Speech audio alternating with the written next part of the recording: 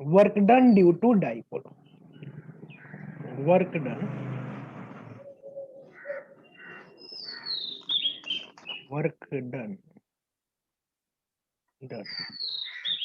due to dipole,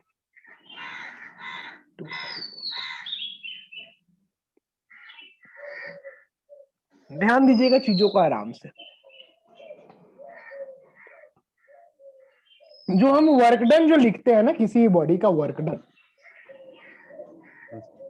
हम work done को W से लिख रहे हैं और उस वर्क डन को हम लोग लिखते हैं basically, write this work done W is equal to integral tau D theta. Tau is torque,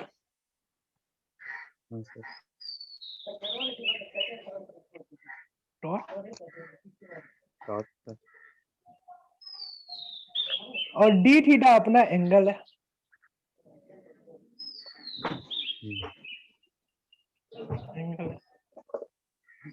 तो अगर अपने को बेसिकली वर्क डन निकालना है तो वर्क डन का जो तरीका होता है that is equal to torque D theta in case of angular variation. अच्छा सर। और याद रखना पिछले क्लास में हमने देखा था जो टॉर्क की वैल्यू आई थी, जब मैंने टॉर्क बताया था वही बता देना चाहिए था। PE sin theta. टॉर्क की वैल्यू आई थी PE sin थीटा।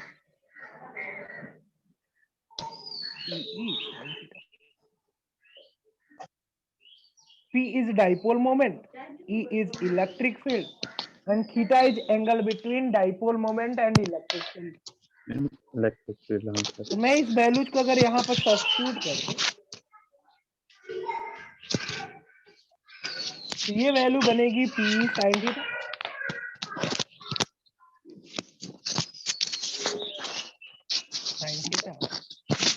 और डी थीटा। तो PE कांस्टेंट था, PE को निकाल लिया। sin theta cos theta sir. और sin थीटा का इंटीग्रल होती है minus cos theta. PE into integral of sin theta is minus cos theta. sin theta का डिफरेंशिएशन होता है cos थीटा, इंटीग्रेशन होता है माइनस। ये वैल्यू बन जाएगी आपकी माइनस PE cos थीटा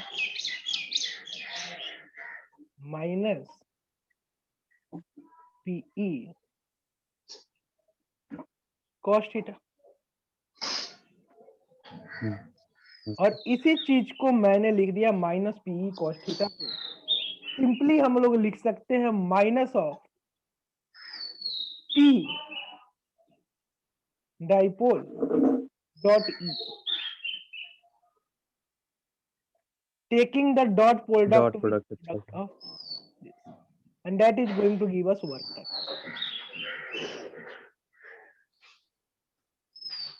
ये अपने को वर्क डन हो गया डाइपोल के चलते। ये चीजें एक छोटा सा टॉपिक छूटा था जो मेरे को बताने थे। अब थोड़ा सा हम लोग अपने टॉपिक के हिसाब से चलते हैं, आगे बढ़ते हैं। जो हम लोगों ने बहुत सी चीजें देख लिया, इलेक्ट्रिक फील्ड, इलेक्ट्रिक बस एक सवाल है सर।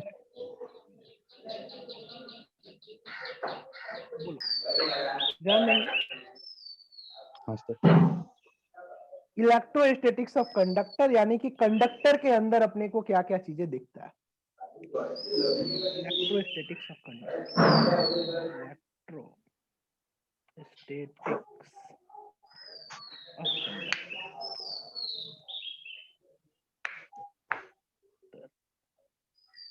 तो इलेक्ट्रोस्टैटिक्स ऑफ कंडक्टर में अपने को कंडक्टर के चलते होने वाले वेरिएशंस के बारे में देखना है। तो थोड़ा चीजों को आराम से समझिएगा, कोई जल्दबाजी नहीं है। क्योंकि मैंने एक चीज आपको, अगर कंडक्टर ले रहे हो ना, तो अगर हमारे पास कोई भी कंडक्टिंग बॉडी है तो कंडक्टर के केसेस में जो भी हमारे चार्जेस होते हैं वो चार्जेस पूरे के पूरे अपने कहाँ आ जाते हैं, ट्रांसफर हो जाते हैं on the surface of conducting body. तो basically the complete charge will transfer on its surface. यहाँ एक पॉइंट करके लिख सकते हो, the complete charge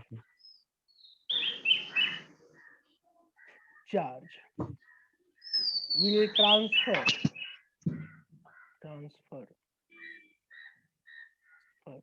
on the surface. The पूरा का पूरा चार्ज अपना सरफेस पे आ गया। हाँ सर। जब पूरी की पूरी चार्ज अपने सरफेस पे आ गई, जब पूरी चार्ज अपने को सरफेस पे ट्रांसफर हो रही है, तो अंदर कंडक्टिंग बॉडी के चलते कोई फील्ड एग्जिस्ट नहीं करेगी। ये पूरी की पूरी चार्ज सरफेस पे आ रही है, हाँ इसलिए sir. No inside field, no electric field. Inside electric.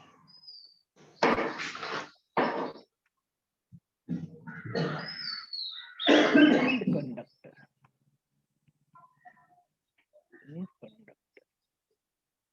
ये दूसरी पॉइंट कंडक्टर के केस में। तो मान लो किसी कंडक्टर को अगर हम लोग किसी फील्ड में प्लेस कर दे, when you place this field an electric field in conductor, तब क्या होगा? तब हमें क्या दिखेगा कंडक्टर के केसेस में?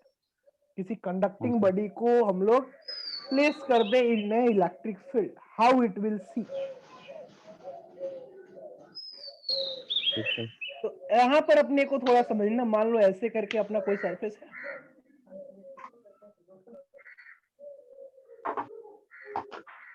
ऐसे करके अपनी फील्ड लाइन जा रही है,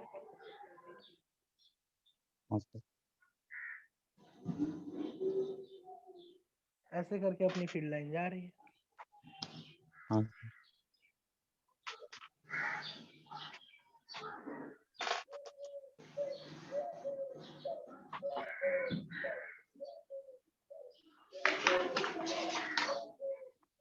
तो ये अपनी फील्ड लाइन ऐसे ओरिएंटेड करके बन रही है। तो यहां पर जो भी फील्ड लाइन बन रही है, इस फील्ड लाइन के आने के चलते ये जो भी फील्ड लाइन आएंगे कंडक्टर के केसेस में, क्योंकि अंदर तो कोई फील्ड रहने वाली है नहीं कंडक्टर के केस में, क्योंकि सारे चार्जेस आ जाते हैं ऊपर। हाँ सर, सरफेस। तो अपना अंदर कोई फील्ड लाइन नहीं रहने वाली है। तो जब अंदर कोई फील्ड लाइन नहीं रहने वाली है, तो ये सरफेस जो होंगे, ये हमारे जो होंगे इस केस में, ये जो फील्ड जो होंगे, इनके चलते अपने को सरफेस पे चार्ज इंड्यूस्ड होगी। ड्यू टू दिस फील्ड यहाँ चार्ज इंड्यूस्ड होगी। अब यहाँ पर देखो, यहां से फील्ड निकल रही है, तो इस सरफेस पर फील्ड कब निकल सकती है? जब इस सरफेस पर कैसा चार्ज इंड्यूस हो जाए? पॉजिटिव। Positive charge. हाँ। और वो यहाँ पर नेगेटिव फील्ड होगा। आ रही है, तो दूसरे वाले सरफेस पर हमारा जो होगा निगेटिव चार्ज इंड्यूस होगा। Negative charge. तो ये पॉजिटिव चार्ज और निगेटिव चार्ज की इंडक्शन होगी इन केस ऑफ सरफेस। और ये जो भी फील्ड लाइन आ रही होंगी वो सरफेस पर कैसे गिरेंगे? क्योंकि ये इक्विपोटेंशियल सरफेस होता है। इलेक्ट्रोस्टैटिक कंडक्टर में सारे फील्ड जीरो है, अंदर फील्ड जीरो है, मतलब द सरफेस इज इक्विपोटेंशियल। जब ये सरफेस अपनी इक्विपोटेंशियल सरफेस है, इक्विपोटेंशियल सरफेस, पोटेंशियल सरफेस,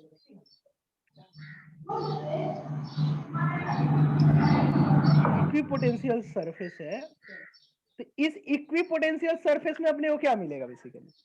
कि इस सरफेस पर अपनी जो भी चार्ज एक्युमुलेट कर रही थी, या फिर जो भी फील्ड लाइन आ रही थी, वो फील्ड लाइन इस सरफेस पर कैसे गिरेगी? क्या परपेंडिकुलर गिरेगी क्या? क्योंकि हम लोगों ने बताया था कि on equipotential surface the electric field line is perpendicular to the surface, तो field line will be perpendicular.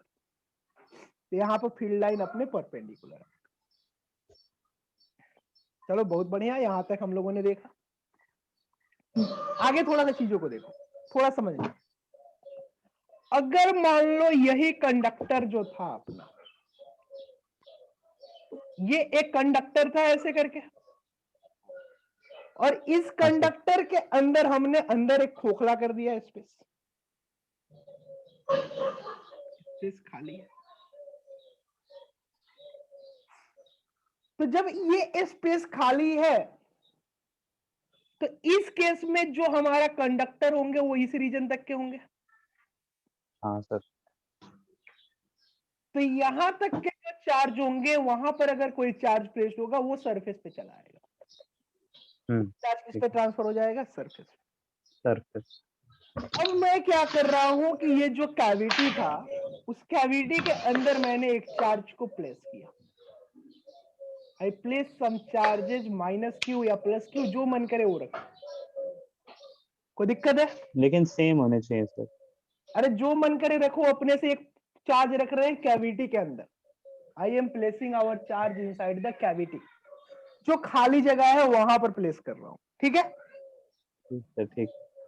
तो जैसे ही तुमने ये कैविटी के अंदर चार्ज प्लेस किया, थोड़ा समझना लॉजिक को, तो इस सरफेस के चलते जैसे ही यहां चार्जिंग की प्लेसमेंट हुई माइनस क्यू चार्जेस की, तो यहां अंदर रखा गया है कैविटी के अंदर। तो यहां पर अपने को basically in that type of cases समझिएगा, ये कैविटी है, ये अपना डाइलेक्ट्रिक है, और ये हमारा ये कंडक्टर है, और यहां पर हमने चार्ज रखा है। In that cases due to minus charge, यहां पर एक सरफेस पर पोलैरिटी क्रिएट होगी, that is of positive charge. हाँ सर। और ये सरफेस पर अपने पॉजिटिव चार्ज की क्रिएशन है। तो इस केस में हाँ अपने कैविटी के अंदर फील्ड होगी, लेकिन यहां पर फील्ड नहीं होगी। मैं बताता हूं कहां फील्ड नहीं होगी, कहां होगी। अगर मैं मान लो इस पॉइंट्स को लिख रहा हूं, एक पॉइंट यहां दे रहा हूं ऑन कंडक्टर ए, और एक दे रहा हूं इनसाइड द कैविटी बी। तो कोई आदमी अगर यहां पर बैठा है तो उसको अंदर क्या रखा हुआ है उससे कोई मतलब नहीं दिखेगा। यहां पर पूरी की पूरी चूंकि कंडक्टिंग बॉडी है, तो कंडक्टर के केसेस में सरफेस पे कोई फील्ड नहीं होती, सारे यहां ए पॉइंट पर कोई फील्ड एग्जिस्ट नहीं करे। लेकिन जैसे ही यहां चार्ज माइनस क्यू रखा, तो ये तो कैविटी है भाई, कंडक्टर नहीं है, खाली जगह है, और ये माइनस क्यू चार्ज के चलते अपने को फील्ड ओरिएंटेड होगा, और ये फील्ड अंदर की तरफ आती हुई दिखेगी। हाँ सर। दैट्स फील्ड, यानी कि कैविटी के अंदर फील्ड होगी और तुम्हारा ये सरफेस पे फील्ड नहीं होगी। अब हम लोग थोड़ा सा कुछ चीजों को डिस्कस करते हैं। तो थोड़ा सा अगर हम लोगों को रिलेशन को याद रखेंगे, जो हम लोगों को कुछ, जो तुमको हम लोगों को टॉपिक्स बताने हैं, कि मान लो अगर हम लोगों को कोई इलेक्ट्रोस्टैटिक सरफेस बता रहे हो, तो कोई कंडक्टिंग बॉडी है। सर आपकी आवाज नहीं सुनाई थी। मैं बोल रहा हूं कोई कंडक्टिंग बॉडी है अपनी, हाँ सर। और उस कंडक्टिंग बॉडी के जस्ट पास में जा रहे हैं हम। अच्छा सर। कंडक्टिंग बॉडी के यार जस्ट एकदम एकदम नजदीक जा रहे हैं। जब इस कंडक्टिंग बॉडी के एकदम पास में चले गए, एकदम नजदीक, इनफाइनाइटली बहुत एकदम छोटे डिस्टेंस पे, एक छोटा सा पॉइंट जो एकदम पास में पहुंच गया, और वहां से कोई देखेगा तो ये कंडक्टर कैसा दिखेगा? अपना इनफाइनाइट प्लेट जैसा दिखेगा। बोलो, किसके जैसा सर? अगर वो सरफेस के जस्ट नियर चला जाए तो उसको ये हाँ सर, इनफाइनाइट प्लेट जैसा दिखेगा कंडक्टर। बिल्कुल देखेगा सर। तो अपना जो सरफेस जो दिखेगा इस केस में, इन केस ऑफ कंडक्टर, जो हमारे जो नेट फील्ड जो क्रिएटेड होंगे वो just like a due to surface होंगे। बोलो, और एक सर सरफेस आप के एक बार चलते, एक सरफेस के चलते फील्ड कितनी होती है? सिग्मा बाई 2 एप्सिलॉन नॉट होगी। वो तो इनफाइनाइट सरफेस होती है सर, उसकी वजह से। तो हाँ इस एकदम पास में चले जाओगे तो उसके लिए क्या दिखेगा? इनफिनिटी टाइप की हो जाएगी हाँ, ना। इनफाइनाइट दिखेगा। तो वहां पर वैसे हम इनफिनाइट पास चले गए सर। हाँ, एकदम पास चले गए तब। नहीं नहीं, क्या सर हम पास ले गए सर? मतलब एकदम इतने कम डिस्टेंस पर, लगभग लगभग delta X distance, delta X tends to 0, उतने अच्छा। डिस्टेंस पर हम जा रहे हैं। हाँ सर, ठीक सर। तो वहां से इनफिनाइट दिखेगी, और वो सरफेस इनफिनाइट दिखेगी, तो it's will behave as a conducting surface, और उस सरफेस के चलते फील्ड हम लोगों के सिग्मा बाई। अच्छा, एक चीज मतलब और देखो, एक चीज समझना। चलो मान लो यहां पर तुमको समझ में नहीं आ रहा है, उसको हटा दो। वहां से हम लोगों को एक चीज, अपने को थोड़ा सा एक रिलेशंस की जरूरत पड़ती है, इलेक्ट्रोस्टैटिक्स प्रेशर। वो रिलेशंस अपने को याद रखना है। मैं डायरेक्ट लिख रहा हूं, electrostatics pressure, electro electrostatics pressure, याद रखेंगे इसको। हाँ सर। जो इलेक्ट्रोस्टैटिक्स प्रेशर अपनी पाई जाती है वो इलेक्ट्रोस्टैटिक प्रेशर P की वैल्यू आती है sigma square upon 2 epsilon not.